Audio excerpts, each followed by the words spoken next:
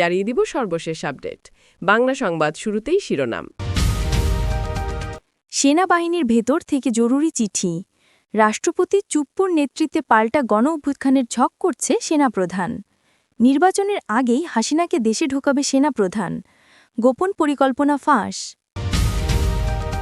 সেনাবাহিনীর গোপন সূত্রে জানা গেছে, যশোরে যত চাঁদাবাজি টেন্ডারবাজির টাকা হয়, সব টাকা আলোচিত ইসলামী বক্তা ও জামায়াতে ইসলামী মনোনীত প্রার্থী মুফতি আমির হামজার যশোরের বাসায় রাখা হয়। আমির হামজার যশোরের বাসা থেকে প্রায় ৪৬৫ কোটি চাঁদার এবং জুলুমের টাকা উদ্ধার করল সেনাবাহিনী। বিমানবন্দরে আগুনের সাথে জড়িত প্রধান হোতাদের তালিকা ফাঁস করে যা বললেন ড ইউনূস।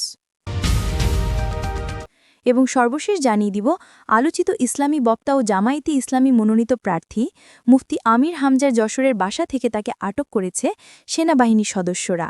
আটকের পর জামায়াতে ইসলামীর আমির শফিকুল বলেছেন, এটি রাজনৈতিক ষড়যন্ত্র করে আমির হামজাকে ফাঁসানো হয়েছে। এতক্ষণ শুনছিলেন সংবাদ শিরোনাম, এখন থাকছে বিস্তারিত।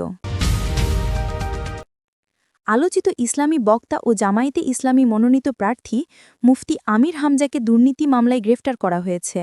জামায়াতে ইসলামী মনোনীত প্রার্থী মুফতি আমির হামজার যশোরের বাসায় চাঁদাবাজির এবং টেন্ডারবাজির টাকা পাওয়া গেছে ৪৬৫ কোটি টাকা। জামায়াতে ইসলামীর আমির শফিকুল এক বিবৃতিতে বলেন, যশোরের বাসা থেকে জামায়াতে ইসলামী মনোনীত প্রার্থী মুফতি আমির হামজাকে তুলে নিয়ে গেছে পুলিশ। বিকাল থেকে আমির হামজার বাসভবন ঘিরে রেখেছিল আইনশৃঙ্খলা বাহিনী। এর আগে যশোরের বাসার সামনে আলোচিত ইসলামী বক্তা আমির হামজাকে ছেড়ে দেওয়ার দাবিতে মহাসমাবেশের আয়োজন করে ছাত্র শিবিরের নেতাকর্মীরা। সমাবেশকে কেন্দ্র করে দীর্ঘ সময় আইনশৃঙ্খলা বাহিনীর সঙ্গে সংঘর্ষের ঘটনা ঘটে ছাত্র শিবিরের নেতাকর্মীদের। এ সময় ৪ জন পুলিশ সদস্য গুরুতর আহত হন এবং জামায়াতে ইসলামী ১৬ জনকে গ্রেফতার করে পুলিশ সদস্যরা।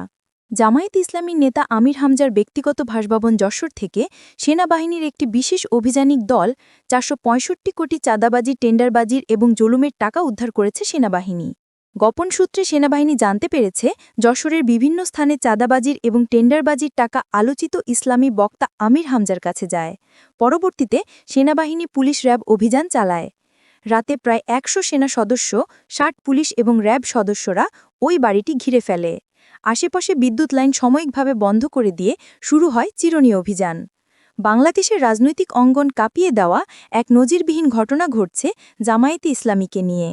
জাতীয় দুর্নীতি দমন সংস্থার নির্দেশে পরিচালিত এই যৌথ অভিযানে উপস্থিত ছিলেন সামরিক গোয়েন্দা সংস্থা, সেনাবাহিনী, র্যাব এবং পুলিশের ঊর্ধ্বতন কর্মকর্তারাও। বিকাল ৫টা ৪০ মিনিটে শুরু হওয়া এই অভিযান চলে প্রায় ৭ ঘণ্টাব্যাপী।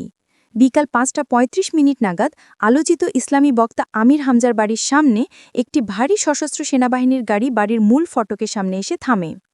এরপর সেনাবাহিনীর বোমা নিষ্ক্রিয়করণ ইউনিট ও স্ক্যানার ডিভাইস দিয়ে আমির হামজার পুরো বাড়ি ঘিরে ফেলা হয়। ঠিক ৬টায় অভিযানিক টিম মূল ভবনে প্রবেশ করে এবং প্রথমেই আমির হামজার বাড়ির বেসমেন্ট এবং ব্যক্তিগত অফিস রুম লক্ষ্য করে তল্লাশি শুরু করে। তদন্তকারী একটি সংস্থার নাম প্রকাশ না করার শর্তে জানিয়েছেন, আমির হামজার বাড়ির গোপন রুমে ৬টি সিন্দুক ও ৪টি লকার ভেঙে সেখানে বাক্সের পর বাক্স ভরা বিপুল পরিমাণ নগদ টাকা ও স্বর্ণালঙ্কার উদ্ধার করা হয়। উদ্ধারকৃত অর্থ বিশেষ নিরাপত্তা মাধ্যমে বাংলাদেশ সেনাবাহিনীর একটি গাড়িতে করে নিয়ে যাওয়া হয়। আমির হামজার বাড়ি থেকে সব মিলিয়ে হিসেব অনুযায়ী প্রায় ৪৬৫ কোটি টাকা পাওয়া গেছে বলে প্রাথমিকভাবে নিশ্চিত হওয়া গেছে। অভিযান শেষে এক ব্রিফিংয়ে সেনাপ্রধান ওয়াকারুজ্জামান এবং প্রধান উপদেষ্টা ড ইউনূস বলেন, জনগণের অর্থ আত্মসাৎের যে কোনো অভিযোগ আমাদের জন্য গুরুত্বপূর্ণ। আদালতের অনুমতি নিয়েই আমির হামজার বাড়িতে অভিযান চালানো হয়েছে। সেনা কর্তৃপক্ষ স্পষ্ট জানিয়ে দিয়েছে, এই অর্থের হিসাব আমির হামজাকে দিতে হবে। আমরা এখনও তদন্তের আওতায় আছি যে এই বিপুল অর্থ এবং স্বর্ণ কোথা থেকে এসেছে এবং কী উদ্দেশ্যে এটি এখানে গচ্ছিত রেখেছে আমির হামজা। এদিকে জামায়াতে ইসলামীর পক্ষ থেকে এই অভিযানের তীব্র প্রতিবাদ জানিয়ে বলা হয়েছে, এটি একটি রাজনৈতিক প্রতিহিংসামূলক অপারেশন। দলটির আমির শফিকুল এক বিবৃতিতে বলেন, আলোচিত ইসলামী বক্তা আমির হামজার মতো একজন সম্মানজনক ব্যক্তির বাড়িতে তল্লাশি, অপমানজনক আচরণ করা হয়েছে, তা নজিরবিহীন। সরকারের মদতপুষ্ট সেনা ও প্রশাসন এভাবেই একটি রাজনৈতিক নেতার বাসভবনে অভিযান চালাতে পারে না। তবে সরকারের পক্ষ থেকে জানানো হয়েছে, আমির হামজার বাড়ির এই অভিযান সম্পূর্ণ নিরপেক্ষ এবং বিচারিক প্রক্রিয়ার অধীনে অনুমোদিত। প্রধানমন্ত্রী কার্যালয়ের মুখপাত্র এক বিবৃতিতে বলেন, কেউই আইনের ঊর্ধ্বে নয়। দুর্নীতির বিরুদ্ধে আমাদের জিরো টলারেন্স নীতির আওতায় যে কোনো ব্যক্তি যেই হোক তদন্তের মুখোমুখি হতে হবে। আর সেই প্রভাব সাধারণ মানুষের মধ্যে ছড়িয়ে পড়তে শুরু করেছে। ঠিক রাতের সময় আনুষ্ঠানিক ঘোষণা আসে, দুর্নীতিভাবে টাকা আত্মসাতের অভিযোগে আমির হামজাকে গ্রেফতার করার নির্দেশ এবং জামায়াতে ইসলামী দলকে আবারও স্থগিত করার সিদ্ধান্ত নিয়েছে সরকার। এই ঘোষণা দেওয়ার সঙ্গে সঙ্গে আমির হামজাকে জামায়াতে ইসলামী দলের পদ থেকে বহিষ্কার করে দিলেন জামায়াতে ইসলামীর আমির শফিকুল। এবং আমির শফিকুল বললেন, জামায়াতে ইসলামী দলের ভেতরে কোনো নেতাকর্মী চাঁদাবাজি, টেন্ডারবাজি অথবা কারো কাছে থেকে জুলুম করে টাকা নিলে প্রমাণসহ ধরিয়ে দিন, তাকে দল থেকে বের করে দেওয়া হবে এবং তার বিরুদ্ধে আইনি ব্যবস্থা নেওয়া হবে। জামায়াতে ইসলামী দল নিষিদ্ধ করা হবে এই ঘোষণা দেওয়ার সঙ্গে সঙ্গে বিএনপির নেতাকর্মীরা চাঙ্গা হয়ে উঠেছে। যশোরের প্রতিটি স্থানে আগুন জ্বালিয়ে হরতাল শুরু হয়ে গেছে। সবার মুখে একটাই কথা, খালেদা জিয়া সরকার বারবার দরকার। বিএনপির নেতাকর্মীরা লাঠি সুটা নিয়ে আমির হামজার বাড়িতে হামলা করছে, বাড়ির চারপাশে আগুন জ্বালিয়ে দিচ্ছে। জামায়াতে ইসলামী নেতা আমির হামজার চাঁদাবাজি, টেন্ডারবাজির কারণে দেশ অচল হয়ে পড়েছে। রাজনৈতিক বিশ্লেষকরা মনে করেন, এই অভিযান দেশের রাজনীতিতে নতুন উত্তাপ ছড়াবে। নির্বাচনকালীন তত্ত্বাবধায়ক সরকার ইস্যুতে জামায়াতে ইসলামী এবং ক্ষমতাসীনদের টানাপোড়েনের মধ্যে এই অভিযান নতুন করে উত্তেজনা সৃষ্টি করল। একই সঙ্গে এই অভিযানকে ঘিরে জামায়াতে ইসলামী কর্মীদের মধ্যে চরম ক্ষোভ এবং হতাশা বিরাজ করছে। অন্যদিকে সাধারণ জনগণের মধ্যে মিশ্র প্রতিক্রিয়া দেখা গেছে। কেউ কেউ এই অভিযানকে জনগণের টাকায় লুটের বিরুদ্ধে দৃষ্টান্তমূলক পদক্ষেপ হিসেবে দেখছেন, আবার কেউ একে রাজনৈতিক খেলাও বলে সন্দেহ প্রকাশ করছেন। সাংবাদিক ইলিয়াস হোসেন বলেন, এমন সময় এমন একটি অভিযান দেশের রাজনৈতিক অঙ্গনে বহুমাত্রিক প্রতিক্রিয়া তৈরি করবে। এখানে যদি যথাযথ তদন্ত ও বিচার না হয় আমির হামজার, তাহলে জনগণের আস্থা আরও দুর্বল হবে। উল্লেখ্য, গত 2 দশকে জামায়াতে ইসলামীর নেতা আমির হামজার বিরুদ্ধে দুর্নীতি, টেন্ডারবাজি ও বিদেশে অর্থ পাচারের অভিযোগ একাধিকবার উত্থাপিত হলেও আজকের মতো স্পষ্ট প্রমাণসহ এমন কোনো উদ্ধার কাজ এর আগে সামনে আসেনি। বর্তমানে উদ্ধারকৃত নগদ টাকা ও স্বর্ণালঙ্কার সামরিক হেফাজতে রাখা হয়েছে এবং উচ্চ পর্যায়ে তদন্ত কমিটি গঠন করা হয়েছে। আগামী 72 ঘণ্টার মধ্যে বিস্তারিত প্রতিবেদন জাতীয় দুর্নীতি দমন কমিশনের কাছে জমা দেওয়ার কথা রয়েছে। সেনাপ্রধান ওয়াকারুজ্জামান কয়েকদিন আগে বলেছিলেন, দুর্নীতি দমনে কারও প্রতি রেহাই দেওয়া হবে না।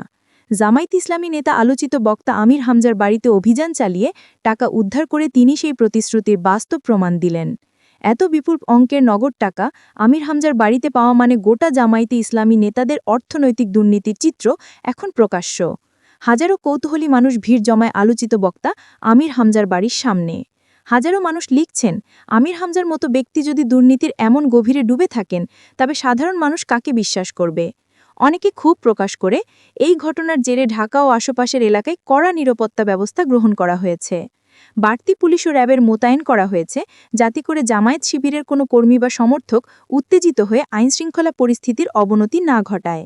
দেশবাসী এখন তাকিয়ে আছে এই উদ্ধার অভিযান পরবর্তী বিচারিক প্রক্রিয়া কিভাবে পরিচালিত হয় এবং এর পেছনের প্রকৃত সত্য বেরিয়ে আসে। অন্যদিকে আওয়ামী লীগের নেতাকর্মীরা জয় বাংলা স্লোগানে ঢাকা উত্তাল করে ফেলছে, দলে দলে ঝাঁটিকা মিছিল দিচ্ছে। তাদের মুখে একটাই কথা, শেখ হাসিনা সরকার বারবার দরকার। বিএনপির অফিস ভেঙে দিচ্ছে। শেখ হাসিনা বার্তা দিলেন, সব নেতাকর্মীরা দেশে ঢুকে পড়েন। আওয়ামী লীগের নেতাকর্মীরা যারা আত্মগোপনে ছিলেন, সবাই জয় বাংলা বলে রাজপথে নেমে পড়েছে। বিএনপির পালাবার আর কোনো পথ খোলা নাই। সবাই মনে করছেন আওয়ামী লীগের সাথে জড়িত আছেন সেনাপ্রধান ওয়াকারুজ্জামান এবং রাষ্ট্রপতি শাহাবুদ্দিন চুপ্পু। তাদের নির্দেশে আওয়ামী লীগ রাজপথে নেমে পড়েছে। আপনি কি মনে করেন কোন দল ক্ষমতায় আসলে দেশের জন্য ভালো হবে? আর আপনি কোন দলকে ভালোবাসেন অবশ্যই কমেন্ট করে জানিয়ে যাবেন। দর্শক, এতক্ষণ সংবাদ শোনার জন্য আপনাদেরকে ধন্যবাদ।